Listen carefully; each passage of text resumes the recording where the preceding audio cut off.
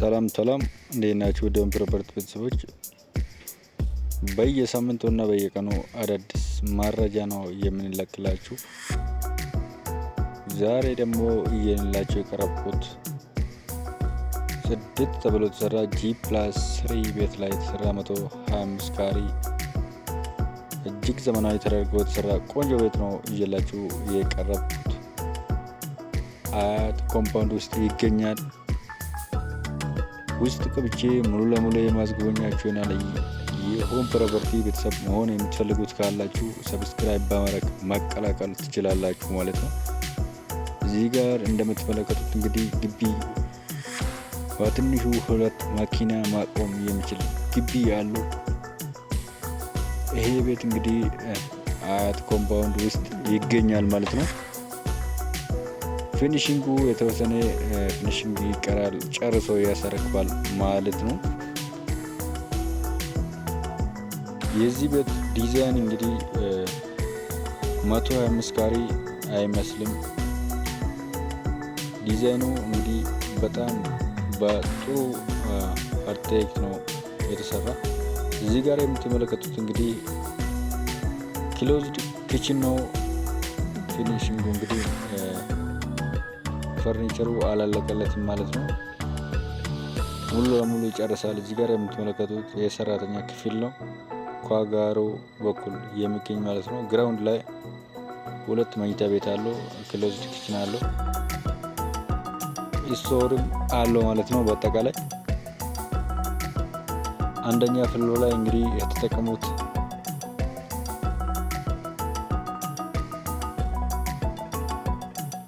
እዚህ ጋር እንደምትመለከቱት ሰፊ መኝታ ቤት አለው።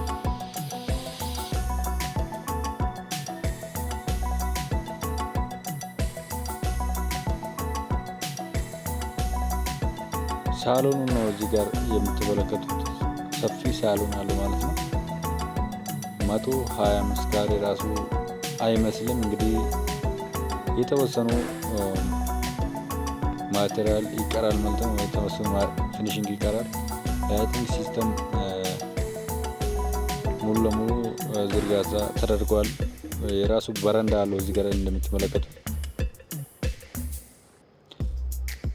ዋና ሳሎኑ ላይ እንግዲህ ኦፕን ኪችኑ ነው ያልተገጠመለት እና አንዳንድ አምፖሎች ይቀራሉ ማለት ነው እና የመታጠቢያ ቤት እቃዎች ይቀራሉ። ይሄ ቤት እንግዲህ ማምለጥ ያለባችሁ ቤት ነው። እንግዲህ እጅግ በጣም ቆንጆ የተሰራ ቤት ነው።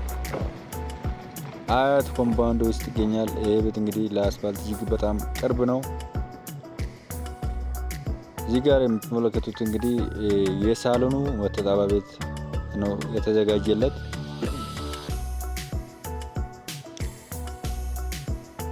መታጠቢያ ቤቱ አልተቀመጠለትም። እንግዲህ ሳሎኑ ይሄን ይመስላል። ስፋቱ በጣም ሰፊ ነው።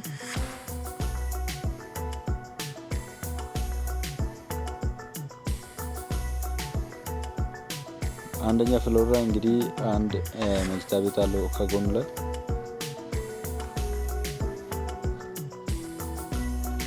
ወደ ሁለተኛ ፍሎር እየወጣ ነው። ሁለተኛ ፍሎር ላይ እንግዲህ ማስተር ቤድሩም እና አንድ መኝታ ቤት እናገኛለን ማለት ነው። ማስተር ቤድሩም እንግዲህ በጣም ሰፊ ነው። ሰፈሩም እጅግ የለማ ሰፈር ውስጥ ይገኛል ማለት ነው። አንዳንድ የፈርኒቸር እቃዎች አልተገጠሙለትም፣ በሮች ምናምን። እንግዲህ ይሄ ቤት ጨርሶ ያስረክባል ማለት ነው ሻጩ።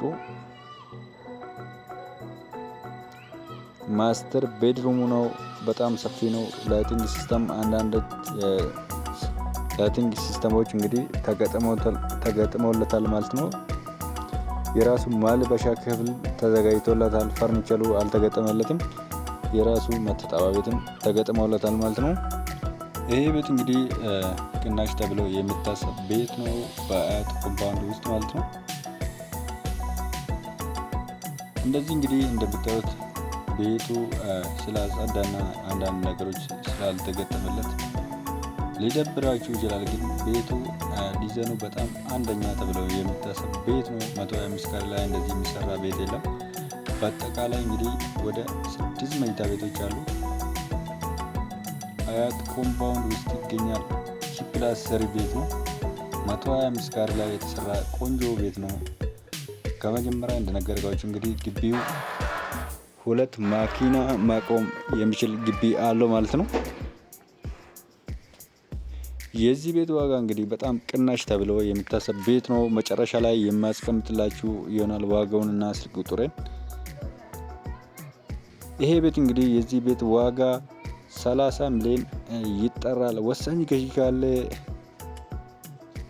ቀንሶ ይሸጣል ማለት ነው ባለቤቱ።